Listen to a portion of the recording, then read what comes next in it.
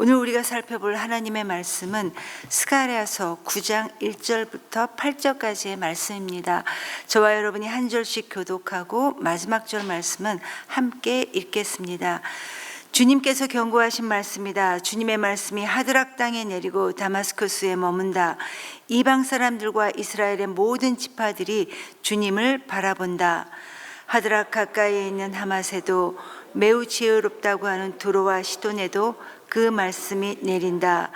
두로가 저를 지킬 요새를 짓고 티끌처럼 은을 긁어 모으고 길거리에 진흙같이 금을 쌓아 놓았지만 주님께서 그들을 쫓아내시며 바다에서 떨치던 그의 힘을 깨뜨리시고 성읍을 불태워 멸하실 것이다. 아스글론이 그것을 보고 두려워할 것이며 가사도 무서워서 벌벌 떨 것이며 에그론도 희망을 잃고 떨 것이다. 가사에서는 왕의 대가 끊길 것이고 아스글론에는 사는 사람이 없어질 것이다. 아스돗은 낯선 외국인들이 차지할 것이다. 주님께서 말씀하신다. 내가 블레셋의 교만을 꺾겠다. 내가 그들의 입에 묻은 희생제물의 피를 닦아주고 그들이 씹는 역겨운 제물을 그 입에서 꺼내주겠다. 그들 가운데서 남은 자들은 내 백성이 되어서 유다와 한 가족처럼 되며 에그론은 여부스 사람처럼 될 것이다. 내가 내 집에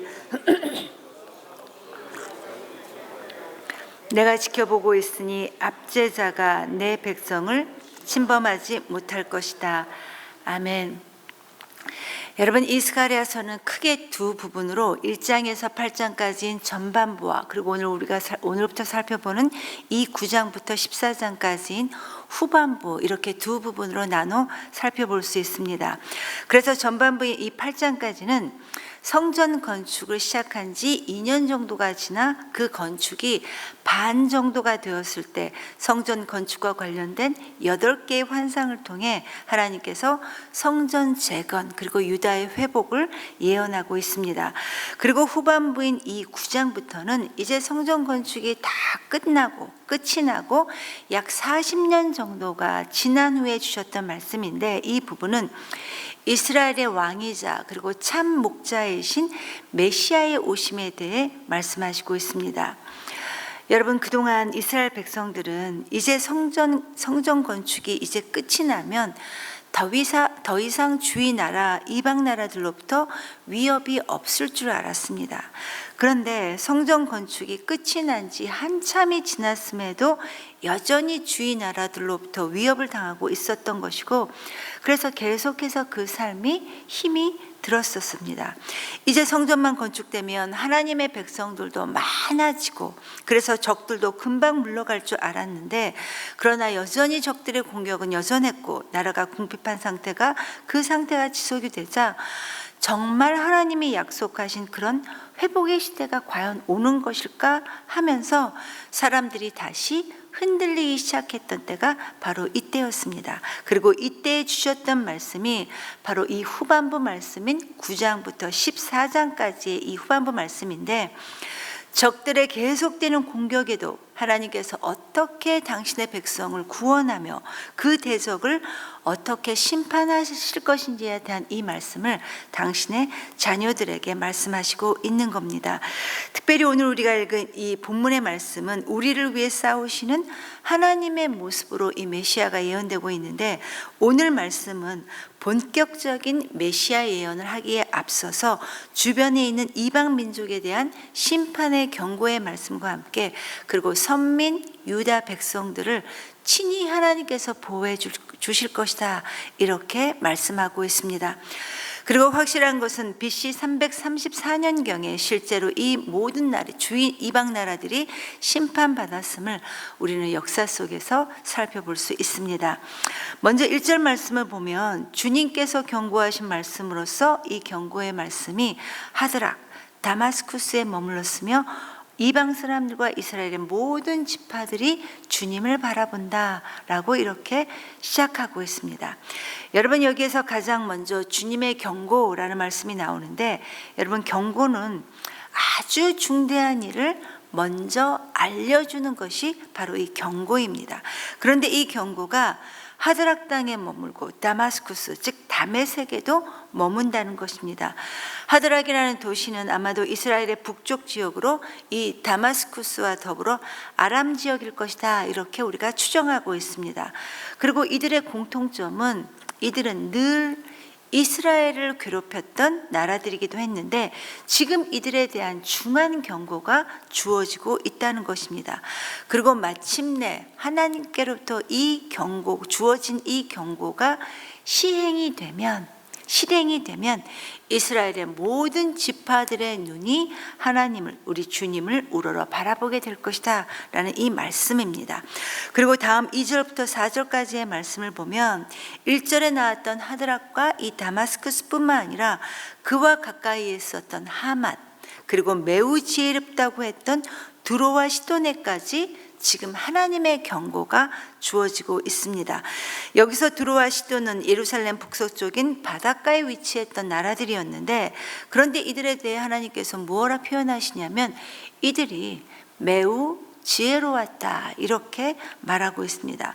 그러나 여러분, 여기에서 말하고 있는 이 지혜는 우리가 알고 있는 하나님을 경외하는 이런 지혜가 아니라 과연 이 세상을 어떻게 살아야 잘 먹고 잘 사는지에 대한 이 세상 지혜를 말하고 있습니다. 그래서 두로와 시도는 이 세상에 힘을 가질 수 있는 기술력이 뛰어났던 그런 민족이었습니다. 그리고 이들은 이런 지혜로, 이런 탁월함으로 무역을 하고 계속해서 전쟁을 하면서 그 힘을 축적했습니다. 그래서 자기네들을 위해 적의 침입을 막기 위한 요새와 장벽을 건축하고 계속해서 금과 은을 긁어 모았다, 이렇게 말하고 있습니다. 그래서 이렇게 한 결과 세상적으로 어느 것 하나 아쉬울 것이 없는 부요 그 자체가 되었다고 말합니다. 사실 여러분, 어느 누구든 예외 없이 모두가 다 이런 부요한 삶을 살아가고 싶어 합니다. 이런 바람은 예나 지금이나 예외 없이 어느 누구도 바라고 있는 사실입니다. 우리나라도 그렇잖아요. 우리나라 역사상 여러분, 지금만큼 부요했던 적이 언제 있었습니까? 그러나 그럼에도 불구하고 우리는 계속해서 무언가를 원하고 있다라는 겁니다. 흡사 3절에 나타난 두로의 모습, 우리를 위해 든든한 요새를 짓고 싶어하고 어떤 것이 우리를 쳐들어와도 끄떡없는 장벽을 만들어 놓고 싶어 한다는 것인데, 이렇게 하기 위해서는 우리가 가진 세상의 지혜로 수많은 은과 금을 벌어 들여야 한다는 것입니다. 그런데 여러분, 이들의 결과가 하나님께서 어떻다고 말씀하십니까? 4절을 보면 주님께서 그들을 쫓아내 버리고 바다에서 떨치던 그들의 힘을 깨트려 버리시고 성읍을 불태워 멸망시켜 버리신다. 곧 이들이 멸망당한다는 것입니다. 그리고 이들의 멸망한 이유가 3절에 보니까 이들은 오직 자기네들을 위해서 이 모든 것을 쌓기에만 급급했다라고 그 이유를 말하고 있습니다. 누가복음에 나왔던 그 어리석은 부자가 자기의 재산을 쌓아둘 또 다른 창고를 지었던 것처럼 세상 살아가는 지혜가 탁월했던 이 두로는 그들의 지혜와 총명으로 큰 힘을 갖게 되었지만 결국 교만해졌고 급기야 자기네들을 신이라 그렇게 여겼던 것입니다. 에스겔 28장 8, 9절 보면 하나님께서 이들에 대해 이렇게 말씀하십니다. 내가 너를 구덩이에 빠뜨려서 바다 가운데서 사륙당한 자의 죽음같이 바다 중심에서 너희를 죽게 할 것이다 라고 하시면서 그들을 치는 자들에 의해 너희는 신이 아닌 사람일 뿐이다 라는 소식을 듣게 된다라고 말씀하시고 있습니다. 그리고 실제 이 예언은 그대로 이루어졌습니다. 역사적으로 바벨론이 공격했고 그 이후에 알렉산더 대왕 때에 완전히 멸망당함으로써 그대로 실현이 되었다는 것입니다. 그리고 이어 5절부터 7절 말씀을 보면 이스라엘 서쪽에 사는 블레셋에 대한 심판을 선언하십니다. 그런데 여러분, 5절 6절에 나오고 있는 이 아스글론, 에그론, 가사, 아스돗 등은 우리가 익히 알고 있는 블레셋의 대표적인 성읍들입니다. 그리고 이 블레셋은 여러분, 대대로 조상 대대로 이 이스라엘의 가시 노릇을 했던 이 족속이기도 했지만, 그러나 동시에 이스라엘이 하나님 앞에 범죄할 때마다 하나님께서 이스라엘을 징계하기 위한 몽둥이로 사용했던 족속이 바로 이 블레셋 민족이기도 했다라는 것입니다. 그러나 우리 공평하신 하나님께서는 교만한 이들을 심판하신다고 이렇게 말씀하십니다. 그래서 아스글론과 가사는 두로의 멸망을 보면서 두려워할 것이고, 에그론은 두로와 가까운 지역이라 두로를 많이 의지했지만, 그러나 두로가 망하는 것을 보고 아무 소망 없이 희망도 없이 벌벌 떨게 될 것이다, 이렇게 말씀하십니다. 가사에는 임금이 끊어질 것이며 아스글론에는 거민이 남아있지 않고 낯선 외국인들이 그 땅을 차지하게 될 것이다 라고 하셨는데, 그들을 이렇게 심판하시는 이유에 대해 그들의 교만을 끊어내기 위함이다, 이렇게 말씀하십니다. 그런데 여러분, 7절 말씀을 보면 하나님께서 이들을 이렇게 심판하시는데 그들을 완전하게는 멸망하지 않으시고 남은 자들을 구원해 주실 것이다, 이렇게 약속해 주십니다. 7절입니다. 내가 그들의 입에 묻은 희생 제물의 피를 닦아주고 그들이 씹는 역겨운 제물을 그 입에서 꺼내주겠다. 그리고 그들 가운데서 남은 자들은 내 백성이 되어서 유다와 한 가족처럼 되며 에그론은 여부스 사람처럼 될 것이다. 즉 이들도 결국 자기네들이 가졌던 이 교만 때문에 멸망되지만, 그러나 그들 가운데 남은 자들, 누가 남은 자들입니까? 이러한 심판을 당하는 이러한 사건들을 보면서 회개하고 하나님께로 돌아오는 그 사람들이 바로 남은 자들이라는 것입니다. 그래서 이 남은 자들이 이스라엘의 편입이 되어 유다와 한 가족이 될 것이다. 내가 그들을 그렇게 구원할 것이다, 이렇게 말씀하십니다.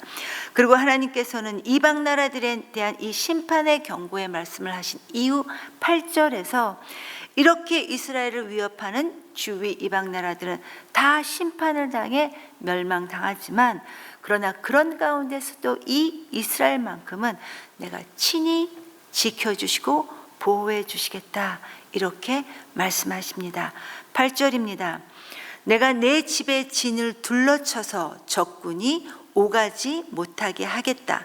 내가 지켜보고 있으니 압제자가 내 백성을 침범하지 못하게 할 것이다. 아멘. 성도 여러분, 오늘 본문의 말씀은 스가랴 선지자가 성전 재건이라는 중요한 임무가 끝난 후에 유다 백성들에게 예언했던 하나님의 말씀입니다. 성전 재건이라는 큰 숙제가 끝나고 이 유다 백성들은 자칫 영적으로 해이해질 수도 있었겠지만, 그러나 이 말씀으로 다시금 그들은 영적 각성의 계기가 되었을 것이고, 그리고 또 다른 한편으로는 자기네들이 했던 그 이전의 포로 경험을 통해 이방 민족에게 행했던 이 심판은 언제든지 또다시 자기네들에게도 임할 수 있다라는 사실을 겸손하게 다시 한번 깨닫게 되었을 것입니다. 여러분, 오늘은 제80주년 광복절입니다. 8월 15일입니다. 우리가 일본으로부터 독립을 하고 다시 나라를 찾고 난 다음에 우리 믿음의 선조들은 하나님 앞에 정말 겸손했습니다. 그래서 하나님께서 교회의 부흥을 우리 가운데 허락해 주셨습니다. 그런데 이제 먹고 살만하게 되니 우리에게도 많은 교만이 생기게 된 것 같습니다. 저와 여러분이 오늘 주신 이 말씀을 통해 우리 자신을 하나님 앞에서 비추어 보며 돌아보며 교만하지 않고 겸손하게 주님의 뜻을 따르는, 그래서 하나님의 은혜를 기억하고 하나님의 은혜를 감사하는 우리 모두가 되는, 지혜로운 우리 모두가 되는 우리가 될 수 있기를 간절히 기도합니다. 그래서 주님께서 주시는 그 복이, 그 주님의 날개 아래 그 복에 우리 한평생을 거할 수 있는 우리 모두가 될 수 있기를 간절히 기도합니다. 이 시간 말씀을 기억하면서 주님께 함께 기도했으면 좋겠습니다.